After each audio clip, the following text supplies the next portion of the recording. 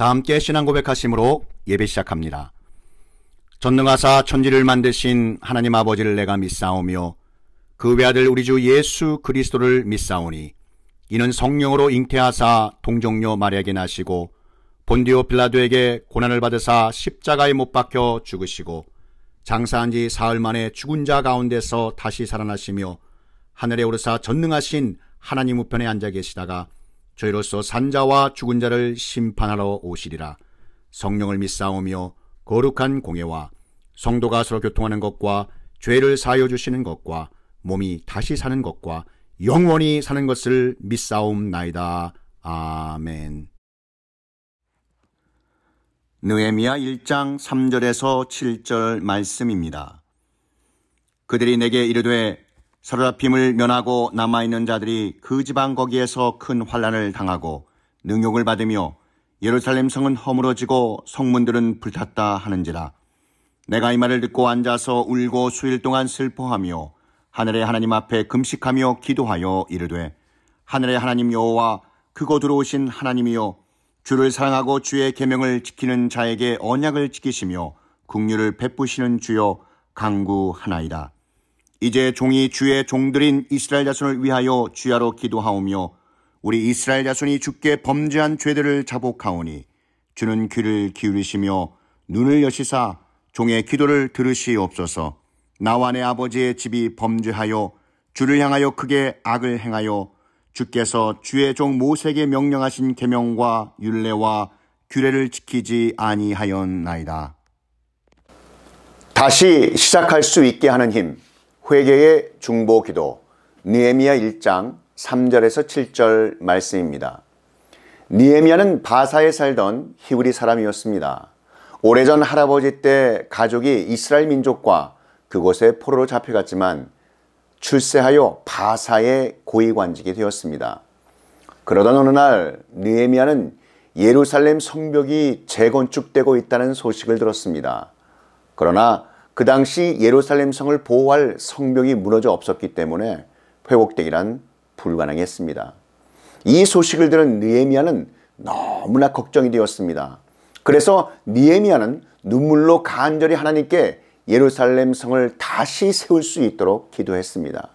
하나님께서는 하나님의 마음에 합한 느헤미야의 간절한 눈물의 기도에 응답하셨습니다.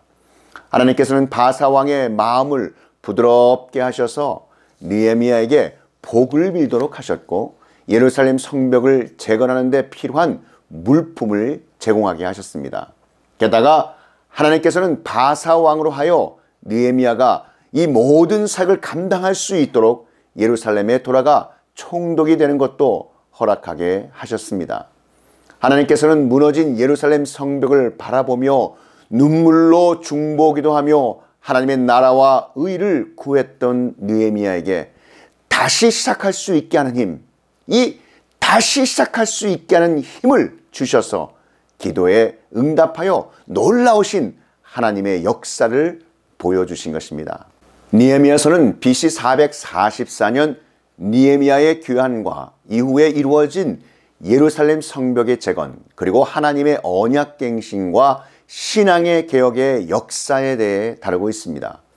느헤미야는 페르시아 제국에서 태어난 유다 포로의 자손으로 페르시아의 고관이었습니다.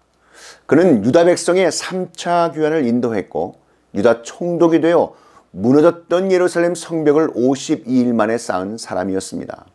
느헤미야는 외부로부터 오는 수많은 역경과 반대, 그리고 내부의 분열을 무릅쓰고 하나님께서 주신 그 탁월한 리더십을 발휘해서 사명을 완수했기 때문에 영적인 리더자의 표본으로 뽑히는 사람이었습니다.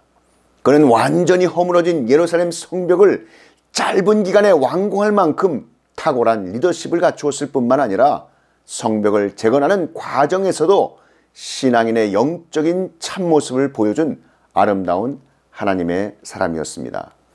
느헤미야는 페르시아 왕 아닥사스다의 술 맡은 관원이었는데 당시 고대 근동에서 술 관원은 아주 높은 관직으로 왕이 가장 신이 많은 사람에게만 맡기는 직책이었습니다. 왜냐하면 고대 근동의 왕들에 대한 암살이 주로 음식이나 음료수에 몰래 넣는 독사를 통해 발생했기 때문이었습니다. 그래서 아무거나 함부로 먹거나 마실 수가 없었기 때문에 그 당시 왕들은 가장 신이 많은 사람을 술관원으로 임명하고 그 사람이 주는 것만 마셨습니다. 페르시아에서 느헤미야의 직분이 바로 그렇게 중요한 술관원이었던 것입니다. 그러니까 느헤미야가 아닥사스다 왕의 술관원이었다는 것은 그가 유다에서 포로로 잡혀간 사람의 후손으로서는 가장 최고의 자리에 올랐다라는 뜻입니다. 그러니까 세상적으로 볼 때 느헤미야는 정말 성공한 인생이었습니다. 하지만 영적으로 볼 때 그렇게 높은 지위에 있는 느헤미야에게 굉장한 위기이기도 했습니다. 자칫 잘못하면 안락한 환경에서 하나님을 찾지 않는 무의미한 삶을 살다가 세상을 떠날 수도 있었기 때문입니다.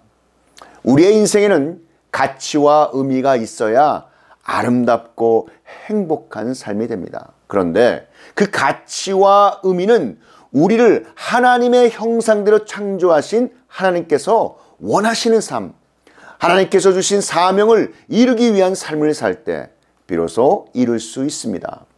느헤미야는 그 민족 이스라엘이 바벨론, 메대 그리고 바사인 페르시아에서 세력과 국가의 힘을 잃고 흩어져 살 수밖에 없었고 그렇게 힘이 없던 자신의 민족을 바라보며 안타까워한 인물이기도 합니다.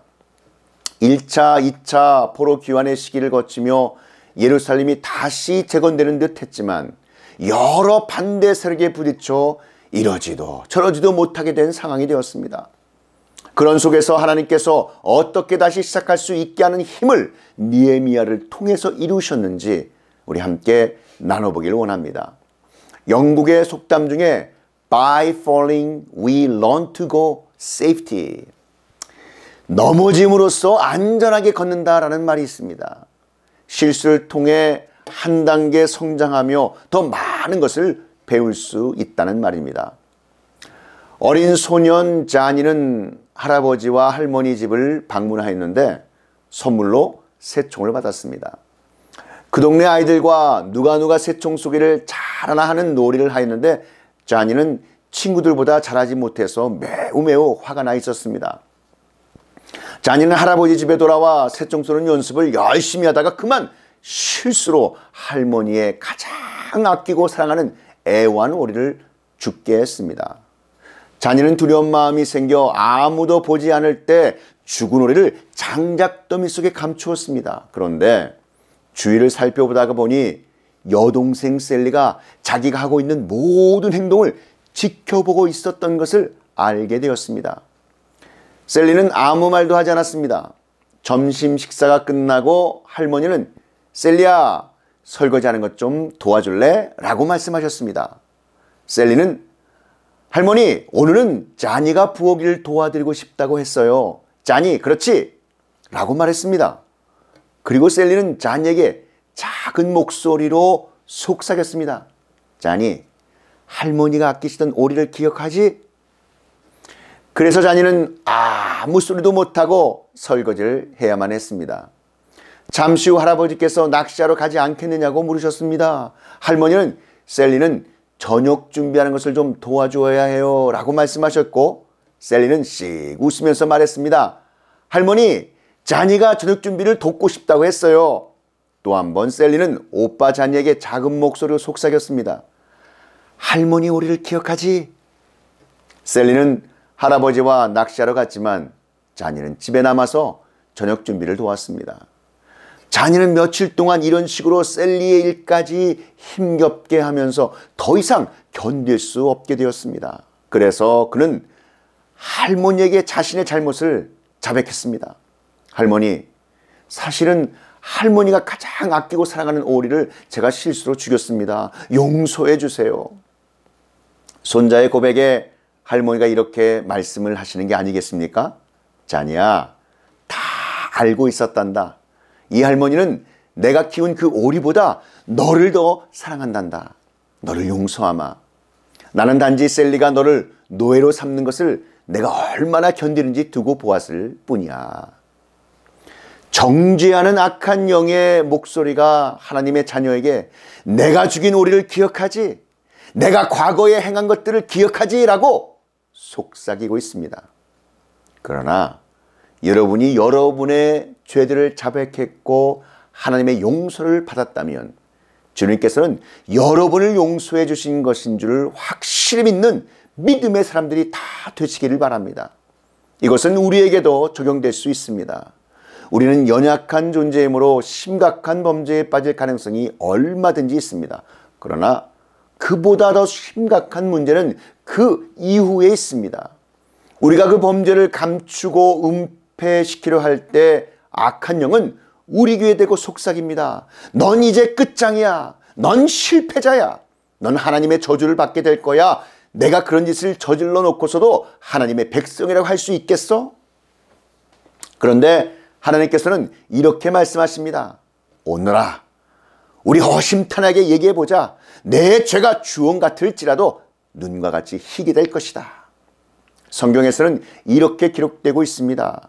만일 우리가 우리 죄를 자백하면 그는 미쁘시고 의로사 우리 죄를 사하시며 우리를 모든 불의에서 깨끗하게 하실 것이요. 우리가 우리 죄를 자백하면 신실하시고 의로우신 하나님은 우리 죄를 용서하시고 모든 죄악에서 우리를 깨끗게 하실 줄 믿습니다. 오늘 본문에 보시면 느헤미야는 이스라엘 민족이 염원하던 예루살렘 성이 회파되고 성문들이 불탔다는 소식을 전해 듣습니다. 이 소식을 듣고 수일 동안 슬퍼 울며 하나님 앞에 금식하며 기도했습니다. 자, 그렇다면 귀환한 이스라엘 백성이 당하는 그 고난 앞에 슬피 울며 몸부림치고 있는 느헤미야를 통해서 어떻게 다시 시작할 수 있게 하는 힘을 하나님께서 주셨을까요? 그 첫 번째, 느헤미야는 자신의 민족 이스라엘의 고난과 아픔을 자신의 고난과 아픔같이 여기며 지체 의식을 가지고 하나님 앞에 간절한 회개 중보의 기도를 드렸을 때 다시 시작할 수 있는 힘을 하나님으로부터 받을 수 있게 된 것입니다. 고린도전서 12장 26절 말씀에 만일 한 지체가 고통을 받으면 모든 지체가 함께 고통을 받고 한 지체가 영광을 얻으면 모든 지체가 함께 즐거워하느니라. 아멘. 하나님의 자녀는 형제와 자매인 지체의 고난을 자신의 고난과 같이 여길 수 있어야 합니다. 느헤미야는 유다와 예루살렘의 이스라엘 공동체가 처한 그 소식을 전해 듣고 앉아서 울고 풀며 수일 동안 하나님 앞에 몸부림치며 참으로 슬퍼하였습니다. 이는 동족이 처한 공경을 나의 것으로 여겼음을 절실히 보여주는 장면입니다. 어찌 보면 자신이 누리고 있는 영화가 무슨 소용이란 말인가 생각하며 자신의 형제자매가 있는 이스라엘의 예루살렘에서 벌어지고 있는 참상을 보며 그 참상을 자신의 고난으로 여겼던 것입니다. 이처럼 자신의 민족이 당하는 고난을 자신의 고난으로 여길 수 있었던 것은 자신과 이스라엘을 하나의 공동체 운명으로 여겼기에 가능한 일이었습니다. 구약에 있는 이스라엘 백성들은 하나님 앞에 설 때 언제나 개인적으로 서지 않고 민족이라는 전체로 섰습니다. 하나님께 택함 받을 때에도 민족 전체였고 하나님과 언약을 맺을 때에도 민족 전체가 하나였습니다. 바로 그들은 운명 공동체였던 것입니다. 그래서 한 개인이 잘못을 범한 일로 민족 전체가 고통을 당하기도 하였고 한 개인의 뛰어난 신앙으로 민족 전체가 축복을 받기도 했습니다. 성도 여러분, 하나님의 자녀된 우리 성도들도 한 운명 공동체로 부르심을 받았습니다. 우리 성도들은 영적 이스라엘이라는 이 공동체에 속한 사람들입니다. 우리는 그리스도 안에서 한 공동체로 부름을 받았습니다.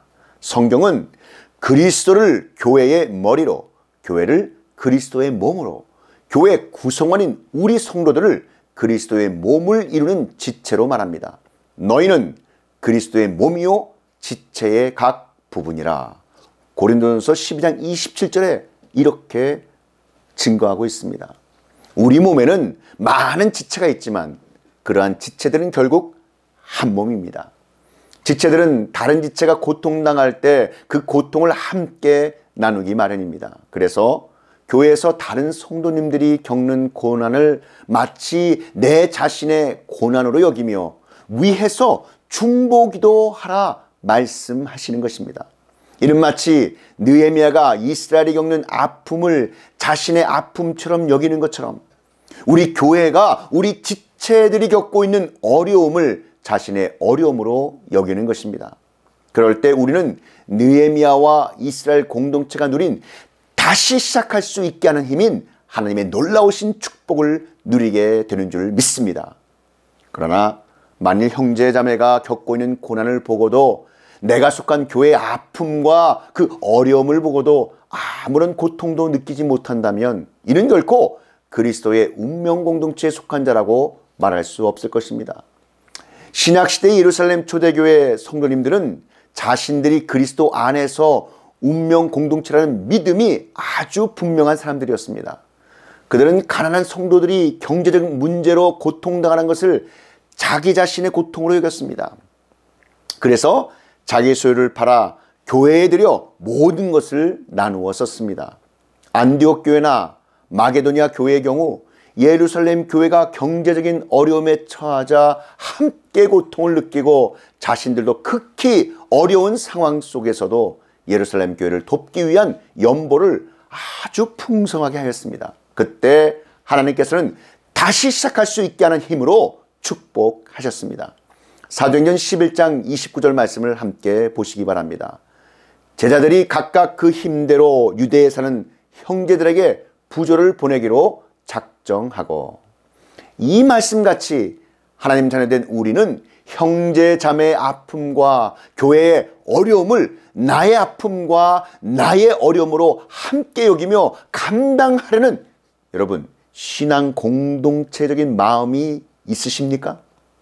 사랑하는 성도 여러분, 우리가 그리스도 안에 있다면 우리는 신앙 공동체의 의식을 분명하게 갖고 있어야 합니다. 형제의 아픔이 곧 나의 아픔으로, 내가 속한 교회의 고통이 나의 고통으로 느껴져야 하는 줄 믿습니다. 그래서 형제 자매 그 지체의 아픔, 교회의 어려움과 고통을 해결하기 위해 우리는 함께 하나님 아버지께 느헤미야와 같은 심정을 가지고 중보기도 드림으로 다시 시작할 수 있게 하는 힘을 하나님께 받아 누리시기를 축복합니다. 로마서 12장 15절 말씀에 즐거워하는 자들과 함께 즐거워하고 우는 자들과 함께 울라. 아멘. 귀환한 이스라엘 백성이 당하는 고난 앞에 슬피 울며 몸부림치고 있는 느헤미야를 통해서 어떻게 다시 시작할 수 있게 하는 힘을 하나님께서 주셨을까요? 마지막 두 번째입니다. 다시 시작할 수 있게 하는 힘이 하나님께로부터 임한 범사에 하나님을 인정하는 사람은 고통의 원인을 자신에게서 찾으며 고난, 고통이란 불행의 원인은 죄에 있음을 알고 형제, 자매, 지체뿐만 아니라 공동체의 죄를 먼저 자복하고 회개하는 심정으로 중보 기도를 하는 것입니다. 시편 51편 3절 4절 말씀에 물은 나는 내 죄과를 아오니 내 죄가 항상 내 앞에 있나이다. 내가 주께만 범죄하여 주의 목전에 악을 행하였사오니 주께서 말씀하실 때에 의로우시다 하고 주께서 심판하실 때에 순전하시다 하리이다. 아멘. 오늘 본문 말씀 5절에 보면 느헤미야는 하나님은 주를 사랑하고 주의 계명을 지키는 자에게 언약을 지키신다고 고백하고 있습니다. 이러한 느헤미야의 고백은 이스라엘이 현재 당하는 고통이 하나님의 탓이 아니라 전적으로 이스라엘 백성의 책임이라는 의미를 갖고 있습니다. 이스라엘 조상들의 범죄로 이스라엘이 멸망하고 백성들은 포로 생활을 경험하게 된 것입니다. 하나님의 은혜로 포로에서 귀환한 자신의 민족이 당하는 그 고통의 배후에는 자신들의 범죄도 있다고 볼 수밖에 없었습니다. 느헤미야는 지금 자신의 문제라든지 가정 문제를 놓고 기도하고 있는 것이 아닙니다. 그는 자기 통족을 위해서 기도하면서 사랑이 담긴 간절한 회개 중보 기도를 드리고 있는 것입니다. 에베소서 6장 18절 말씀에 모든 기도와 간구를 하되 항상 성령 안에서 기도하고 이를 위하여 깨어 구하기를 항상 힘쓰며 여러 성도를 위하여 구하라. 아멘. 하나님께서는 징계라는 고난과 역경을 허락하셔서 우리의 죄를 깨닫게 하시고 자복하고 회개하게 하시어서 우리에게 다시 시작할 수 있게 하시는 그 회복시켜 주시는 분이심을 믿으시기 바랍니다. 사랑하는 성도 여러분, 귀환한 이스라엘 백성이 당하는 고난 앞에 슬피 울며 몸부림치고 있는 느헤미야를 통해서 어떻게 다시 시작할 수 있게 한 힘, 이 힘을 하나님께서 주셨을까요? 느헤미야는 자신의 민족 이스라엘의 고난과 아픔을 자신의 것으로 여기며 지체의식을 가지고 하나님 앞에 간절한 회개 중보의 기도를 드렸을 때 다시 시작할 수 있게 하는 힘을 하나님으로부터 받을 수 있게 된 것입니다. 또한 다시 시작할 수 있게 하는 힘은 하나님을 범사에 인정하고 고통의 원인을 자신의 죄에 있음을 알고 자복하고 회개하며 공동체를 위해 회개 중보기도 할 때 주님께로부터 온다는 것입니다. 다시 시작할 수 있게 하는 힘을 주시는 하나님의 크신 은혜가 저와 여러분 가운데 충만하시기를 우리 구주 예수 그리스도의 이름으로 축원합니다. 다 함께 기도드리시겠습니다. 사랑의 하나님 아버지, 귀환한 이스라엘 백성이 당하는 고난 앞에 슬피 울며 몸부림치고 있는 느헤미야를 통해서 어떻게 다시 시작할 수 있는 힘을 하나님께서 주셨는지 알게 하신 것을 감사드립니다. 느헤미야는 자신의 민족 이스라엘의 고난과 아픔을 자신의 고난과 아픔같이 여기며 지체의식을 가지고 하나님 앞에 간절한 회개 중보의 기도를 드렸을 때 다시 시작할 수 있는 힘을 하나님으로부터 받을 수 있게 된 줄 믿습니다. 또한 다시 시작할 수 있게 하는 힘이 하나님께로부터 임한 범사에 하나님을 인정하는 사람은 고통의 원인을 자신에게서 찾으며 고난, 역경, 고통이란 불행의 근원을 죄에 있음을 자각하여 형제 자매 지체뿐만 아니라 공동체의 죄를 먼저 자복하고 회개하는 진정한 사랑이 담긴 회개 중보 기도를 함으로 다시 시작할 수 있는 힘을 주시는 하나님의 크신 은혜가 하나님의 자녀들 가운데 충만케 하여 주시옵소서. 이 모든 말씀 우리 구주 예수 그리스도의 이름으로 기도하옵나이다. 지금은 우리 구주 예수 그리스도의 구속의 은혜와 만극하신 하나님 아버지의 그 크신 사랑하심과 성령 하나님의 감화 감동 위로교통 충만케 하심이 다시 시작하게 하시는 힘, 이 진리의 말씀이 선포되는 곳곳마다 이제로부터 영원히 함께 있을지어다.